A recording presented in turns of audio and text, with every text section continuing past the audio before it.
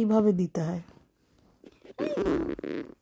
না, মাকে পাত্তাটা কিভাবে দিতে হয়? আমি কি করে বলবো? আমি তো জানি না কি করে পাত্তা তো দিতে তো তো আমি আমাকে জানাও যে একটা আমার আমার আমার তো আর 10টা মা নেই, আমার তো একটাই মা।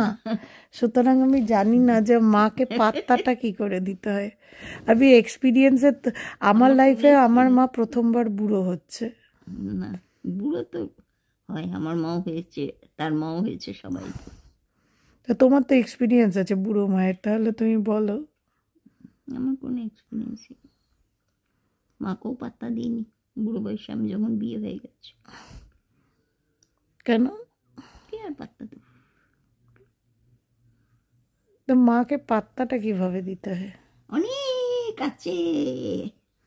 সে অনেক আছে, আচ্ছা শোনা, আর একটা কথা, এই কালকে কেন যাব? সামনে